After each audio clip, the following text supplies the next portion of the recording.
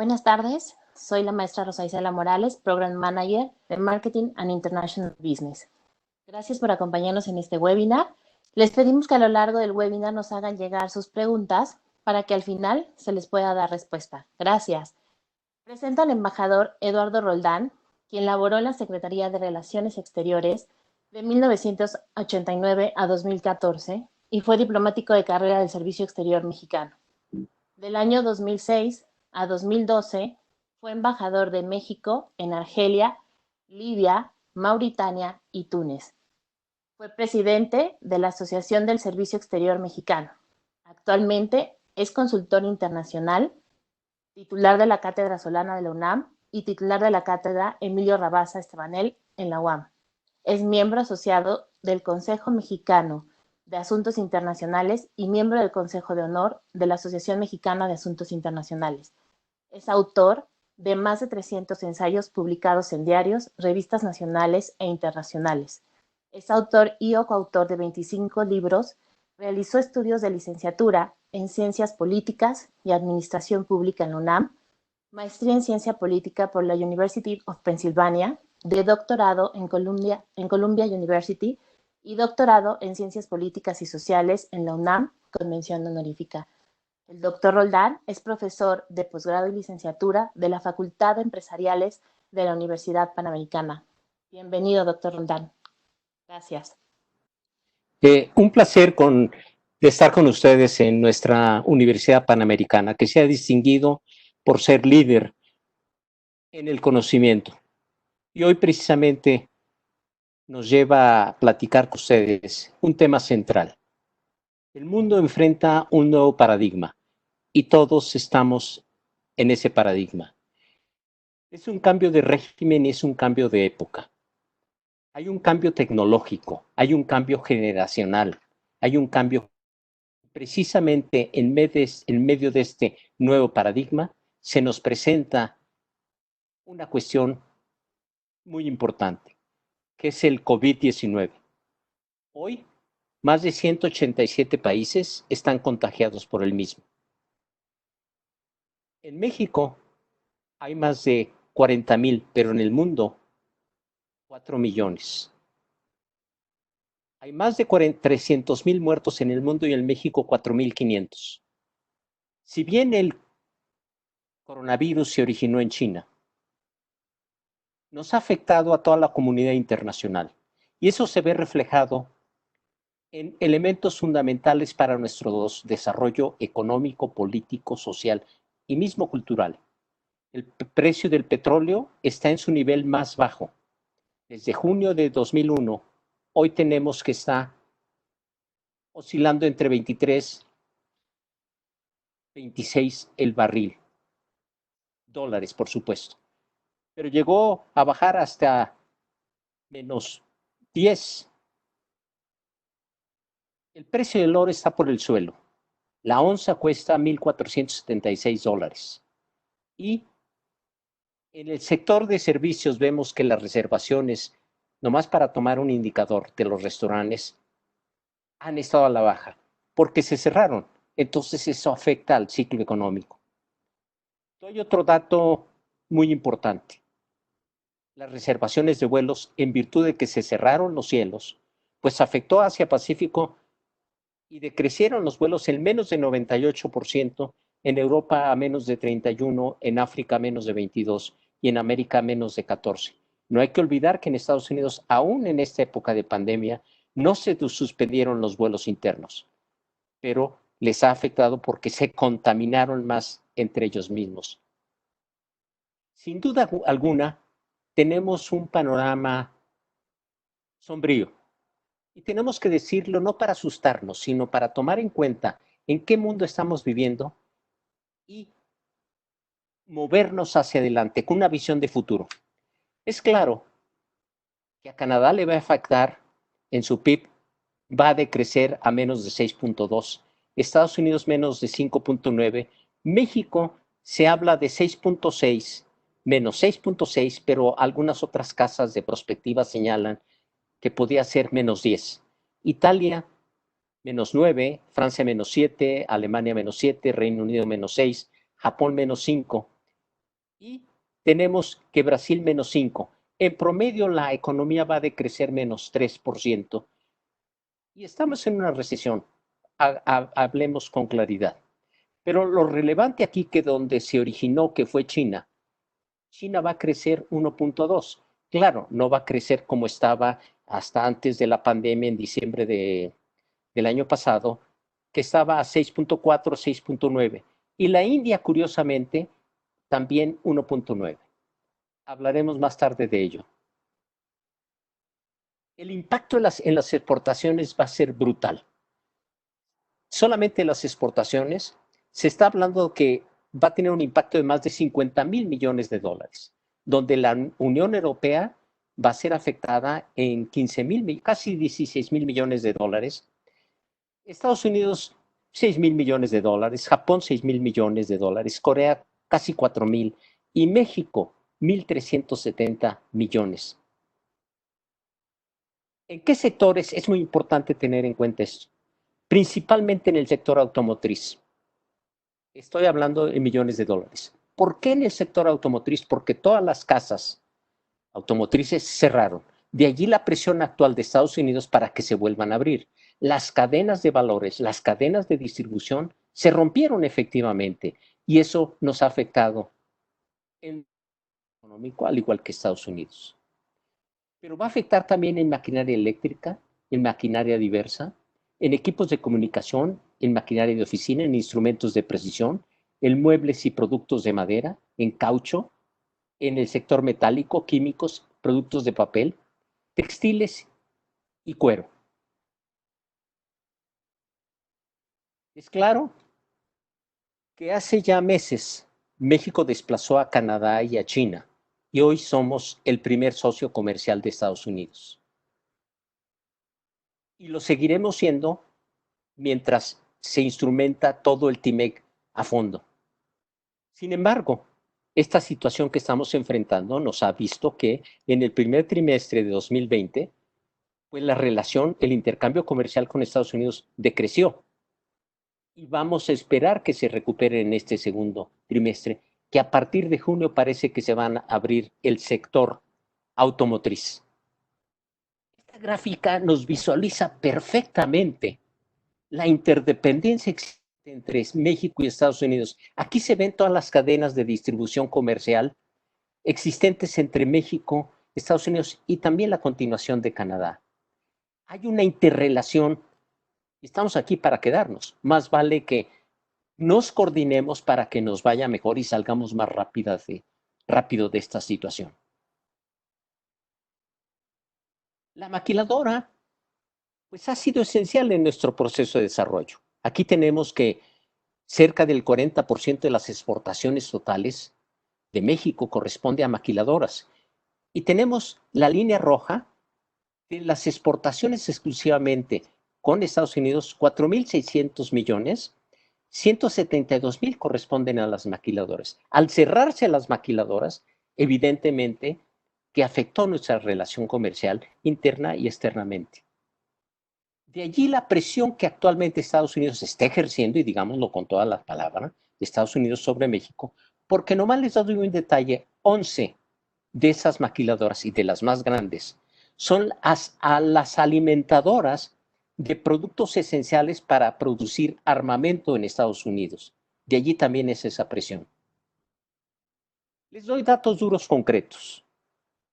De los 600,000 millones de dólares del comercio total entre México y Estados Unidos, el 85% del comercio es vía terrestre.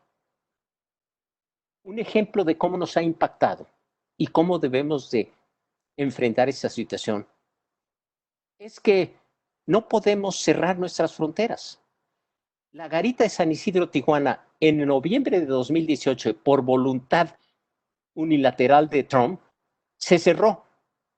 Y quería cerrar todos los 54 cruces fronterizos que hay en México, Estados Unidos. 54. Nomás cerró uno y se dio cuenta del enorme daño que estaba ejerciendo a la economía norteamericana y a la mexicana. México perdió en un solo día 100 millones de pesos y Estados Unidos perdió 5 millones de dólares. Les doy otro dato duro extraordinario que a veces no se sabe y no se conoce. Nuestra frontera México-Estados Unidos es la que tiene mayor movilidad en el mundo, porque la cruzan diario, 1 millón de personas. Es decir, unos van a Estados Unidos a trabajar, otros estadounidenses vienen a México, otros van de shopping, por la relación comercial, cultural que hay. 1 millón al día. 8 millones de cruces de autos se dan anuales en la frontera, 20,000 por día. 6 millones de cruces de camiones de carga, 16,000 al día. 160,000 cruces de autobuses, 460 por día. Y 11,000 cruces de trenes anuales representan 33 al día. Las cifras hablan. Nuestra relación es esencial.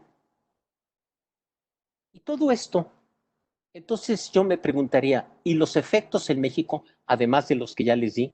Pues son muy claros. Se está dando y se seguirá dando una disminución de la actividad económica entre nuestros socios principales. Se ha dado la caída de precios en los commodities, en las materias primas. Se han interrumpido las cadenas globales de suministro. Hay una menor demanda de servicios turísticos. No hay turismo. Y ha caído las remesas, con una excepción que en el mes de marzo, nuestros connacionales enviaron 4,000 millones de dólares como nunca antes, porque empezaron a cerrar las empresas en Estados Unidos. Ellos, con el temor de no poder seguir enviando a sus familiares, mandaron de inmediato incluso sus ahorros, y por eso se dio este fenómeno. Pero en lo que va del año, porque ha habido pues se está acercando a los 1,000 muertos de connacionales por el COVID allá, están siendo desempleados, entonces van a bajar también las remesas. Y por supuesto todo está impactado al sistema financiero. En síntesis, ustedes saben que el precio se ha depreciado más de 37% en estos cuatrimestres. La mezcla mexicana de petróleo ha descendido su valor 33%. Las remesas de más de 36 millones de dólares descenderán y se calcula que caerán en un 20%.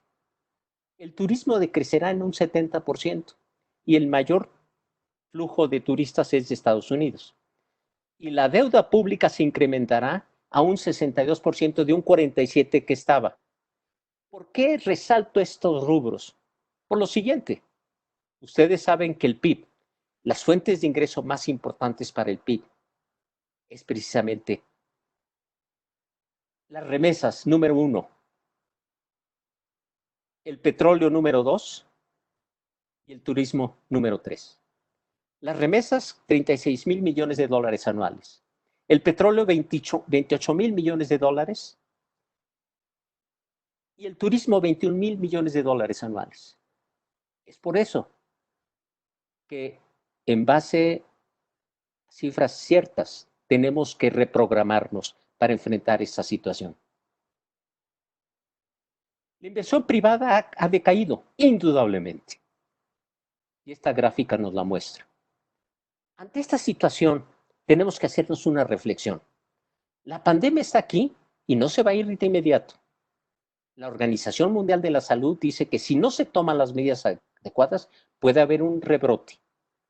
En China hay un rebrote, en Corea del Sur ya se está dando. De modo que tenemos que tomar medidas serias para evitar el rebrote. Estamos en una recesión económica y aquí se va a medir la capacidad del gobierno, porque con recesión y con pandemia puede surgir un descontento social si no se maneja bien la situación. Evidentemente que el Ejecutivo ha bajado su legitimidad y su aprobación. No obstante, esto no nos debe asustar. Tenemos que entender cuál es el proceso aquí, lo económico con lo político. Para que haya gobernabilidad en nuestro país, tenemos que tomar 4 elementos esenciales: la legitimidad, la generación de consensos, la promoción del desarrollo interno y la profundización de la identidad nacional. Si simultáneamente con estos pilares los entendemos y los integramos, podemos continuar con la gobernabilidad. Yo no creo que exclusivamente desde la legitimidad, que este gobierno la tiene como nunca antes, se pueda tener una absoluta gobernabilidad. Tenemos que profundizar la generación de consensos. México está integrado de muchos sectores y tenemos que escuchar a todos e integrarlos a este proceso de gobernabilidad, pero también promover un proyecto de desarrollo integral interno con claridad, con transparencia y profundizar nuestra identidad nacional, porque es la argamasa de nuestra nación. Solo así podemos continuar y enfrentar esta pandemia. Ante esto, tenemos que ser conscientes que en los últimos años México ha sido un país maquilador. Ya entramos en el sector secundario y terciario, indudablemente, pero seguimos todavía en este sector. Yo creo en el libre comercio y qué bien que nos abrimos, pero no se logra todo, no se logra trascender de ser un país en eterno proceso de desarrollo a ser un país completamente desarrollado. Para eso se requieren tres pilares: la educación de alta calidad y la innovación tecnológica. Le hemos apostado mucho al libre comercio, pero hemos descuidado la educación de alta calidad, que nos va a proveer que jóvenes como ustedes creen, innoven, no solamente el comercio, sino también nos instauremos en el sector terciario. ¿Por qué esta reflexión?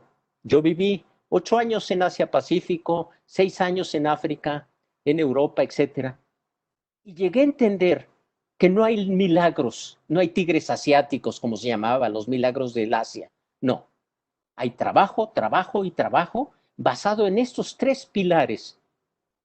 Y sí, en México tenemos que hablar con claridad. Se ha descuidado la educación. No digo nomás educación, digo educación de alta calidad, desde el kinder hasta el posgrado. Y la innovación tecnológica. No estamos inventando, no estamos creando, y tenemos que hacerlo para trascender y convertirnos en un país desarrollado. ¿Lo podemos hacer? Claro que sí. Y aquí hago un paréntesis porque nos involucra a nosotros como educandos y como educadores. La educación de los países, el proyecto, el desarrollo de los países depende de la educación. Las escuelas de hoy serán la economía del mañana.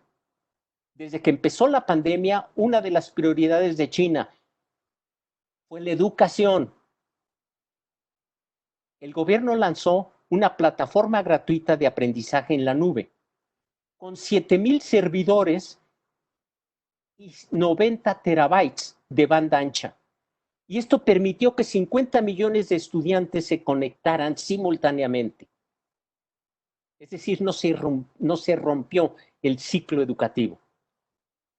Apostar a la educación es una decisión de toda una nación y nosotros tenemos que apostarle a la educación. En México también se crearon 460,000 nuevas cuentas de usuarios de Google solamente en estos 2 últimos meses.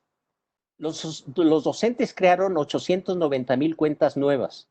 Los estudiantes crearon 14 millones de cuentas nuevas. Y se tiene la meta de crear 1 millón y 24 millones para estudiantes. Es decir, nos incorporamos, pero un sector de la población, ahorita hablo al respecto, para utilizar la tecnología y ponernos online. Yo estoy convencido, y así lo he visto, lo he vivido con la Universidad Panamericana, de un día para otro cambiamos de la enseñanza presencial a la virtual, porque somos privilegiados y tenemos los elementos electrónicos, los conocimientos para adaptarnos, y qué bueno, y nos felicitamos. Pero la enseñanza online va a ser crucial en el futuro de la enseñanza. Y estoy convencido hoy más que nunca que incluso la Universidad Panamericana va a integrar la enseñanza presencial a la enseñanza online, más y más.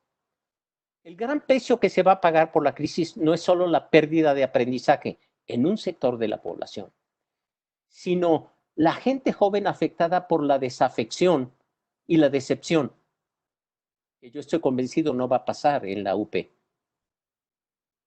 La innovación educativa requiere colaboración, hablo ya de todo México, entre el sector privado y el sector público. El futuro del país dependerá de cómo se gestione esta crisis educativa. El retorno al aprendizaje presencial y el ambiente de las aulas será diverso, indudablemente. Habrá alumnos que vuelvan entusiasmados, con muchos aprendizajes online, que les habrán enriquecido. Otros llegarán desmotivados. La reapertura de los centros de aprendizaje llevará diferentes velocidades. Estoy hablando sobre todo en el sector público, en las escuelas primarias, en el kinder, en las secundarias, en las preparatorias y en el sector universitario público. Va a haber dos grandes velocidades. La mayor será en el sector educativo privado, como en nuestro caso. La menor velocidad será la del sector educativo público, porque no se contaban con las plataformas, no se estaba preparado. Ante esa situación, la siguiente reflexión. El gobierno debe vincularse más a la sociedad civil y escucharse mutuamente. El sector educativo, la educación, tiene que integrarse más a la industria en un entorno de seguridad. ¿Por qué digo esto? Porque hoy, y tenemos que ser ciertos en lo que decimos, para enfrentar los problemas que tiene México, el 52% de los jóvenes universitarios mexicanos, con título en mano, entran al desempleo, cifra de INEGI. ¿Por qué? Porque la educación, los mapas curriculares no corresponden a la demanda de la industria. Tenemos que ser compatibles entre lo que se enseña con lo que se demanda. No creo que sea nuestro caso, pero hablo en términos generales de México. Tenemos que modificar los mapas curriculares, enseñar nuevas áreas de conocimiento, gestores de electrones, administrador de cuestiones administrativas, pero digitalizadas, etcétera, en un entorno de seguridad. Sí, vivimos en un mundo convulso, donde los dirigentes no dirigen, los gobernantes no gobiernan, los servidores no sirven, los funcionarios no funcionan, los empresarios no emprenden, los trabajadores no trabajan. Claro que hay honrosas excepciones. Por ejemplo, la única líder en el mundo es Angela Merkel. Vean ustedes a Trump, ¿es un líder? No es un líder. Ustedes, jóvenes, deben de estar convencidos de ser líderes y no seguidores. Con una formación educativa e innovando tecnológicamente, tenemos que transformar este mundo convulso que estamos enfrentando. ¿Cómo va a cambiar la conducta del consumidor en los negocios? Es evidente, hay una excepción que me llamó mucho la atención en el caso que se abrieron las tiendas en Francia hace un par de días y la gente se volcó a comprar en Zara. Pero el consumo de ropa va a bajar. Las inversiones altas en electrónicos, muebles y bienes raíces van a bajar. El ahorro va a subir porque este momento de pandemia nos ha hecho reflexionar en lo vital y en lo superficial. Los pagos sin contacto van a ir al alza. El apoyo a la comunidad va a aumentar. Las teleconferencias indudablemente van a la alta. La educación en línea va a aumentar. El uso de las redes sociales, ustedes lo conocen, va a incrementarse exponencialmente, sobre todo en conexiones de banda ancha. Esta situación nos hizo reflexionar porque vivimos en familia, habrá excepciones, de que el valor de la familia es esencial, por tanto las reuniones familiares que ya no se frecuentaban van a aumentar. Los videos streaming aumentarán, pero los viajes de vacaciones y de entretenimiento van a bajar. Porque vamos a hacer una relación entre ingreso y gasto para no endeudarnos más. El trabajo por contratos temporales va a aumentar, al igual que el teletrabajo. Pero, por ejemplo, la alimentación, las comidas fuera van a decrecer, pero la alimentación sana va a aumentar. Las comidas frescas, el apoyo local. Los ejercicios al aire libre en el sector de salud, aprovechar los ejercicios, comer sano, la telemedicina, todo ello va a cambiar en nuestra forma de pensar y actuar y en los negocios. En pocas palabras, los sectores económicos se verán severamente afectados, unos más que otros. Así como esta pandemia, todos perdimos, pero unos perdieron menos. Y curiosamente, los que perdieron menos fueron Bezos, entre otros, y todos los que, Zuckerberg, Bill Gates, todos los que están en Alibaba, el doctor, todos los que están en el sector terciario de la alta tecnología, ganaron. Pero veamos en el corto y mediano plazo, ¿cuáles van a ser los potenciales ganadores? Los suministros médicos, la venta de alimentos, el cuidado personal y de salud y todos los productos vinculados. Los TICs, el e-commerce. El e-commerce va a ir al aumento porque nos dimos cuenta que en esta situación se utilizó más y más. Y les doy una información poco conocida. Hace 2 años, el líder en e-commerce, en comercio electrónico, era Brasil. México se convirtió ya en el líder en comercio electrónico en toda América Latina. Y curiosamente es Liverpool la que se integró con jóvenes a la cabeza que convencieron a sus ejecutivos y sin descuidar el comercio departamental, incrementaron sus ventas y si no vean las bodas, los bautizos, pues todo es a través de comercio electrónico. Es ahí la clave. El sector agrícola va a ser menos afectado, el petróleo, la educación, los servicios financieros, y en ese grado vamos a llegar a los más afectados. El sector manufacturero, la construcción de bienes y servicios, de allí que la presión de Estados Unidos para que se abriera, el sector automotriz, porque todas las fábricas cerraron y todas las cadenas de distribución se rompieron. De modo que también el de aviación, menos viajes, y el sector turismo. Tenemos que ser cierto que de los 1.400 millones de turistas en el mundo, va a decrecer. De esos 1.400 millones de turistas en el mundo, 145 millones son chinos. Y de esos 145 millones de chinos que viajaban por el mundo, 200,000 llegaban a México. Pero esos 200,000 que venían a México e iban al mundo, gastaba cada persona, cada chino, 6,000 euros, pero nomás en artesanías, en cosas pequeñitas, además del avión, además del hotel, además de la alimentación, porque tienen un alto poder adquisitivo. Entonces, estos son los sectores que debemos de tener en cuenta y cómo va a ser el impacto. Se requiere pues un estímulo fiscal de un monto suficiente para apoyar los servicios y así proteger los ingresos y los empleos. Es necesario reforzar los sistemas de protección social, apoyar a las poblaciones más vulnerables. Es importante que los bancos centrales aseguren la liquidez de las empresas.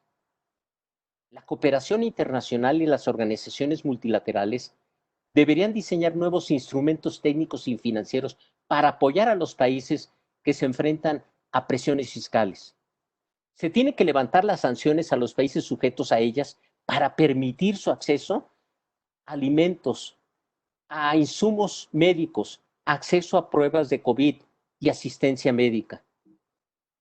¿Qué sería recomendable en México? Aquí un profesor de la UP nos sugirió estas ideas y yo las retomo porque las comparto completamente. Hay espacio fiscal y monetario para apoyos más agresivos. Debe darse un reenfoque inmediato del gasto público en la atención a la salud, el apoyo directo a las personas de menores ingresos, indudablemente. Debe haber un alivio fiscal de la carga a las empresas, sin condiciones. Cuidar la salud fiscal, pero sobre todo, una vez superada la crisis, cancelar proyectos de nula o negativa rentabilidad financiera y de ninguna manera subir impuestos, porque esto nos generaría entrar a un proceso inflacionario. ¿Qué responsabilidad social se tiene frente a la crisis? Pues la principal responsabilidad es de las empresas en producir bienes y servicios de calidad. No se pueden generalizar las empresas más grandes, mejor organizadas, con más acceso a liquidez y otras que no tienen esos accesos. Y aquí vale la pena destacar que hay empresas como el Banco Inbursa, las empresas, y no es publicidad, pero me llamó la atención que ejemplos como Slim dijeron, nadie va a ser despedido, todo el mundo va a mantener su sueldo. Y en cambio, Starbucks empezó a despedir a mucho de su personal. Debe haber una corresponsabilidad también empresarial ante estas situaciones. Pero sobre todo, hay que salvar las pymes, porque 4 millones de pymes existen en México, representan el 42% del PIB, generan el 78% del empleo y 23% del financiamiento de la banca comercial obtienen.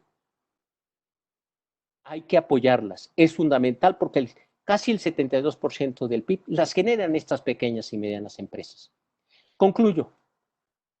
Hay un proverbio chino que dice, aprende a curar la enfermedad que todavía no ha llegado. Nos llegó y no estábamos preparados. El grupo de los 20 debe de apoyar financieramente el intercambio de experiencias, facilidades al comercio, no imposición de más tarifas arancelarias.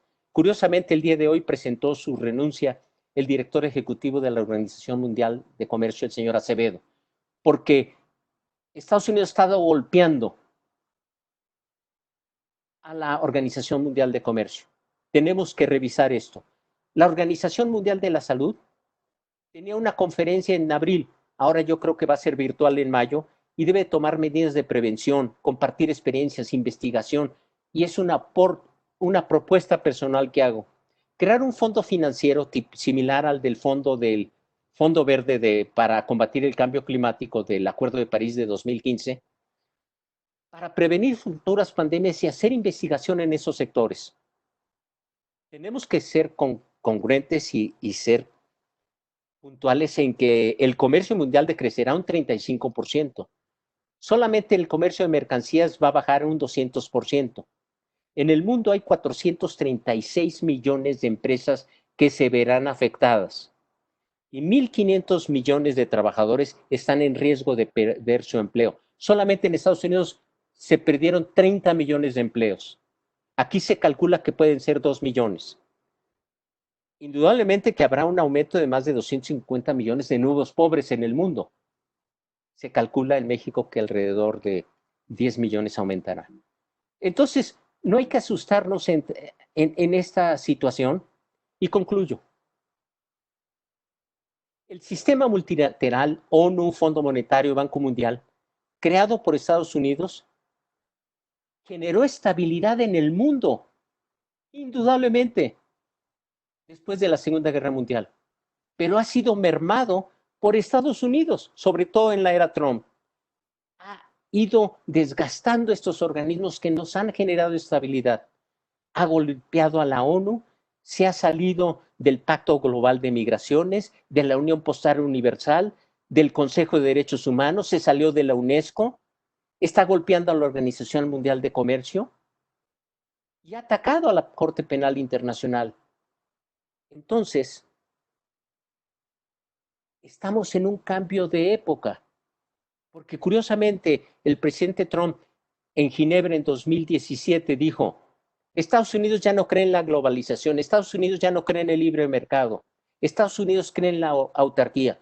Y una después en el foro más capitalista de los capitalistas en Ginebra, que es el foro de Davos, Llega el presidente Xi Jinping y dice, China cree en el libre comercio, China cree en la globalización, China cree en su responsabilidad internacional. Es decir, uno se pregunta, ¿qué está pasando en el mundo? China ya no tiene nada de comunismo, salvo el nombre del Partido Comunista. Y el retrato de Mao en la plaza de Tiananmen. Es un país capitalista, con economía centralizada, sí, pero es capitalista. Rusia, desde su disolución de la URSS, 1991, y la caída del muro de Berlín en 1989, lo único que tiene comunista es el cadáver de Lenin en la Plaza Roja. Vivimos en un hipercapitalismo, pero estamos enfrentando procesos de cambio a un nuevo sistema de instituciones, de valores, de normas. Y no hay que asustarnos. Es el mundo en cambio. El COVID ha demostrado que Estados Unidos ya no ejerce el papel de liderazgo mundial. La resiliencia de China ante el COVID ha mostrado su avance para convertirse en primera potencia económica mundial. Hoy es la segunda. Y de acuerdo con la casa PricewaterhouseCoopers, en el umbral 2040-2050, China asumirá su papel como primera potencia económica mundial con un PIB de 50 millones de dólares. Estados Unidos con un PIB de 34 millones de dólares, según economía. Hablo económicamente, no militarmente.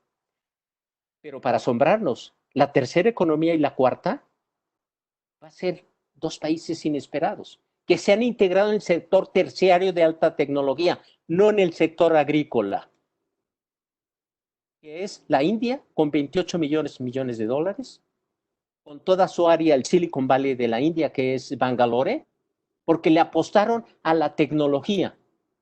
Y no siguen como México en ser siguiendo productores de limones, de aguacates, de fresas y de todo, cárnicos. Tenemos que transitar a otros sectores y sobre todo avanzar en el sector terciario. ¿Estamos pues en los prolegómenos de un cambio de régimen y de época? Sí. Tenemos que transformar el sistema multilateral porque ha mostrado que tiene precisamente anquilosamientos. Se requiere una reestructuración integral del sistema multilateral, la OEA, la Organización Panamericana de la Salud, la ONU mismo, la Organización Mundial de Comercio, la UNESCO. Debe revisarse. Es indispensable limpiarlas de burocracias anquilosadas sobrepagadas. Hay que reducir drásticamente los gastos corrientes y convertirlos en gastos de inversión para que el mundo beneficie. Y pregunto al final de mi presentación, que nos haga reflexionar a todos de una manera positiva. ¿Quién quiero ser durante el COVID-19? Hay tres zonas: de miedo, de aprendizaje y de crecimiento. Quiero quedarme en la zona de miedo, compras de pánico, me irrito fácilmente, agandallo papel del baño, comida y medicamentos que no necesito, o paso a la zona de aprendizaje, comienzo a soltar el control, dejo de consumir lo que me hace daño, tantas noticias basura y alimentos también. Reconozco que todos estamos tratando de dar lo mejor de nosotros mismos ante esta situación complicada, o mejor paso, y yo creo que todos en la UP tenemos que quedarnos en la zona de crecimiento. Encuentro un propósito de la vida, reflexioné sobre mi persona, mi papel como individuo, como miembro de una familia, de una sociedad, de una comunidad universitaria, de un país, de una nación y del mundo mismo. Pienso en los demás y busco ayudarlos. Agradezco. Vivo en el presente para transformar el futuro. Todos tenemos la responsabilidad de estar en la zona de crecimiento. La disciplina salvó a China, la indisciplina ahogó a España, la arrogancia está matando a Estados Unidos. Espero que la ignorancia no nos mate en México y estoy convencido que no nos va a matar, porque que pensamos somos más y tenemos que actuar y hablar para mover, para transformar a México. Ante esto debemos tener una visión integral, multidimensional. Antes, cuando se hablaba de seguridad nacional, se hablaba de lo político, militar, social y económico. Hoy tenemos que integrar la seguridad política, económica, educativa, alimentaria, la ciberseguridad, la seguridad pública, la social, la sanitaria, la seguridad ambiental, la energética, lo tecnológico, lo diplomático, lo energético. Y en la base de todo eso está el desarrollo humano y una paz sostenible, integrando los problemas de migración y de inteligencia artificial para transformarnos como país. Termino con esta frase, que la tomé de la tumba de Lao Tse en mi viaje último a China en agosto pasado.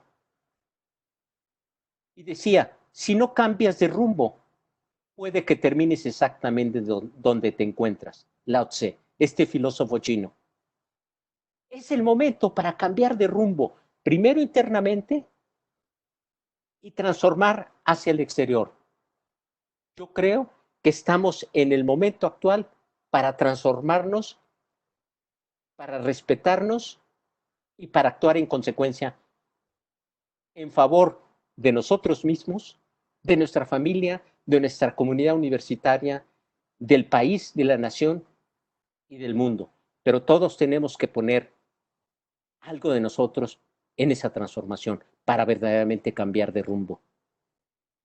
Y no asustarnos, aprender de los errores que cometimos, no prevenir pandemias, entre otras cosas, actuando en el presente, en el hoy, para transformar el futuro.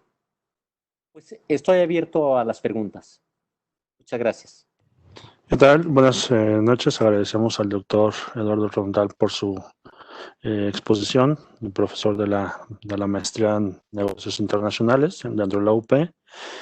Actualmente damos paso entonces a leer alguna de las preguntas. Doctor, Jorge Estrada pregunta que la parte del tema de la educación suena muy bien, pero ¿cómo se puede crear estas políticas si tenemos actualmente un gobierno en que dice que la especialización no sirve de nada? ¿Cómo podemos llevar esa educación a la mayor parte de la población? Yo creo que a través de políticas públicas y el sector académico privado nos dio una lección a todos. Fue el primer sector, el Tecnológico Monterrey, la Universidad Panamericana, la Universidad Intercontinental, las universidades privadas de alto nivel académico universitario que tomaron la decisión de transformarse de educación presencial a educación virtual, porque tenían una responsabilidad con los educandos y con los educadores y con los trabajadores, porque ya veían el problema que se había suscitado en España, en Italia, etcétera, y en mismo China. De modo que allí es un ejemplo de lo que debemos hacer. No esperemos todo del gobierno, sino nosotros, como miembros de las comunidades y de los sectores, tenemos que actuar. No esperemos todo del gobierno, pero sí presionar y exigir la instrumentación de otras políticas públicas, porque yo sí creo en las especialidades, porque entre más te especialices, más vas a producir, más vas a aportar. Hoy, un título de licenciatura, pues te podrá permitir tener un trabajo de 8,000 pesos al mes, pero si tienes una especialización puedes obtener más y más y más. No estoy de acuerdo en ese tipo de declaraciones. Es tener una visión corta del mundo y tenemos que ver nosotros al horizonte 2050 si queremos transformarnos. Yo sí creo en la educación. Evidentemente que en esta situación, como decía en mi presentación, va a haber dos velocidades, porque sobre todo en el sector público, en educación primaria, en educación secundaria, en kinder, no se tenían las plataformas, no se tenía la tecnología adecuada. Y sobre todo porque hay pobreza. Hay pobreza de muchos mexicanos que no tienen acceso ni siquiera a agua y menos a una laptop. Se ha recurrido al canal 22, al canal de educación, pero ha sido insuficiente. Esto yo creo que debe llevar al gobierno y al sector educativo a reflexionar que tenemos que invertir más en educación, pero una educación de calidad, porque es una responsabilidad, para eso está el Estado. El Estado nos debe de proveer, hablo no de gobierno, hablo de Estado. El Estado nos debe de proveer de seguridad y de los mínimos necesarios para tener acceso al medio económico. Con mayor educación vamos a salirnos de ese círculo vicioso y entrar en un círculo virtuoso. Ignacio nos pregunta, doctor, ¿qué estrategias debemos de tomar para que el turismo como sector clave vuelva a tener una estabilidad? Porque México es un sector que aporta y genera empleo. Efectivamente, 21,000 millones de dólares entran por el turismo, pero tenemos que diversificar el turismo.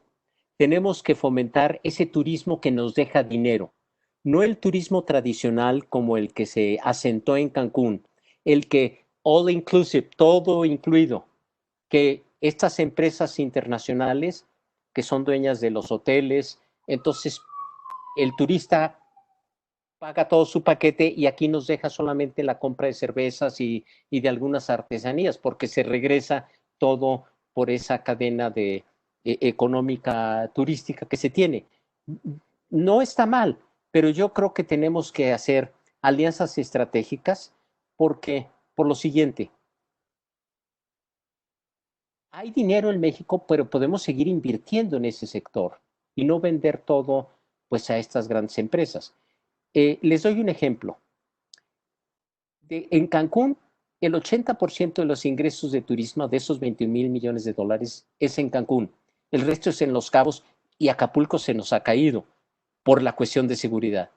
Tenemos que, si queremos atraer al turismo, tenemos que combatir a los malandros, pero con seriedad, para dar seguridad a la población e incrementar la imagen de México en el exterior para que venga más turismo. Y también diversificar, porque queremos seguir teniendo Spring, está bien, pero que no se funde nuestro ingreso en ellos. Diversificar a los europeos que buscan más, no solamente la playa, sino los sitios culturales o el turismo de aventura o el turismo médico o medicinal. Tenemos que diversificar eso y atraer más a los que tienen más. Les di el ejemplo de los chinos. Nomás en cosas pequeñitas gastan 6,000 euros cada persona, cada uno de los 140 millones de chinos que viajan al mundo al año. ¿Por qué tenemos animadversión al oriente? Tenemos que traer de Corea más turistas. No nomás, estamos demasiado norteados. Todo vemos al norte. El mundo es más que el norte. Si China antes de la pandemia estaba creciendo 6.9, 6.4, ¿por qué no insistimos en traer más turismo de otras áreas del mundo? Y prepararnos para ello. Nos pregunta María José Fernández, ¿cuál debería ser la acción del gobierno para reactivar la economía después de la pandemia? ¿Debería de ser por medio de estímulos fiscales y apoyos hacia las empresas? Efectivamente, como yo dije en una de las responsabilidades, lo que se tenía que hacer, sí, entre otras es estímulos fiscales. Había reticencia porque se decía que esto iba a ser un FOBAPROA. No es un FOBAPROA, no debiera verse como un FOBAPROA. Yo creo que hay una responsabilidad. El Consejo Coordinador Empresarial le estaba hablando también de que ellos van a asumir su responsabilidad, pero también se requiere ese apoyo financiero. Por ejemplo, si se ampliara para pagar los impuestos, por decir algo, o si se incentivara ciertas deducciones por los gastos que se tuvieron que hacer durante esta pandemia, etcétera. Lo que yo mencionaba antes es muy importante. Alejandro Maceo nos pregunta ¿cuál es su pronóstico acerca del crecimiento económico en México? Si va a ser en este año y en qué sector. Indudablemente que va a decrecer. Si el año pasado quedó en cero, este año con esta situación va a decrecer. Y no hay que asustarnos, porque entonces nos vamos a recuperar. Yo creo que 3 sectores son muy claves. Se paró el sector de la construcción Y eso trajo como consecuencia, porque sí, en la Ciudad de México, que el sector de la construcción sabemos que es uno de los sectores más dinámicos, al igual que el manufacturero, antes de la pandemia se paró en seco porque había corrupción. No defiendo la corrupción, sí la había, pero entonces negocias y revisas, analizas, pero no la paras de tajo. Entonces hay que reavivar el sector de la construcción y yo creo que las autoridades se dieron cuenta y por eso se van a empezar a abrir. Pero yo espero que se abran con seguridad, con, con cubrebocas, con gel, con todas las medidas de sanitización, etcétera, porque va a haber vidas humanas allí trabajando, seres humanos trabajando, y tanto ejecutivos como obreros, operarios. Entonces hay que cuidar la salud en ese sector. Y sí tenemos, yo creo que puede convertirse el sector de la construcción en uno de los más dinámicos. Y si hacemos bien las cosas, podemos recuperar otra vez el turismo, pero hasta el 2021. Va a tomar tiempo porque la gente no va a viajar tanto, pero tenemos que destacar lo valioso de nuestra cultura, de los sitios de playa, de deportes extremos y publicitar más. Indudablemente que el sector automotriz, que también es muy dinámico, ya que solamente el 24% de, del, de la mano de obra que se hace en el sector manufacturero depende del sector automotriz.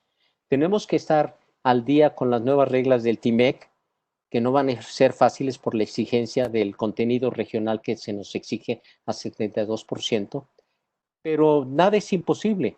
Yo creo que con esta reapertura por fases, el sector manufacturero, en el sector turístico y sobre todo en el sector de la construcción pueden empezar a repuntear más rápidamente. Nos pregunta más bien Pablo González, que viendo un poco la apertura de Zara en Europa, ¿cómo fue este gasto que existió en exceso? Si considera que la generación millennial deje el ahorro para poder regresar a su estilo de vida, o realmente esta pandemia causará una forma de pensar diferente en nuevas generaciones para empezar a ahorrar. Yo creo que es una excelente pregunta sobre todo por la comunidad universitaria donde estamos laborando.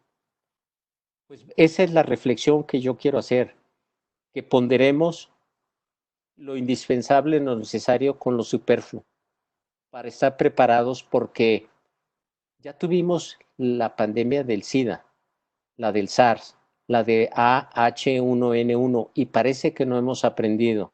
Hay algunas voces de intelectuales que dicen todo va a regresar a lo mismo, todo es de buenas intenciones. Yo no creo todo, porque sí va a quedar una semilla de reflexión en muchas de las personas.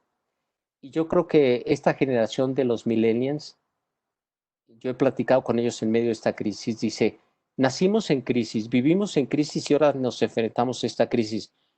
Pues que nos ayude a reflexionar y ponderar, como yo decía, en el sector que va a tener un gran auge es el de comidas sanas, el de, el de apreciar lo que somos y no nomás el gastar como gastar, si no vamos a llegar a una sociedad de gaspillage como el fenómeno de París. Yo quedé asombrado y necesito tiempo para pensar por qué se dio ese fenómeno, que lo primero que hicieron ir a comprar en Zara, no a otras, a Louis Vuitton y eso, no, fue Zara, la compañía española en París, que son productos menos caros, pero como si no hubieran tenido tanta ropa guardada o no hubieran utilizado durante todo este tiempo nuevas ropas y ahora necesitaban algo nuevo. No, tengo que asimilarlo, no tendría una respuesta completa.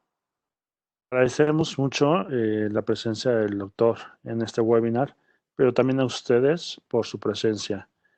Muchas gracias, doctor, y muchas gracias a ustedes. Hasta luego. Hasta luego. Cuídense.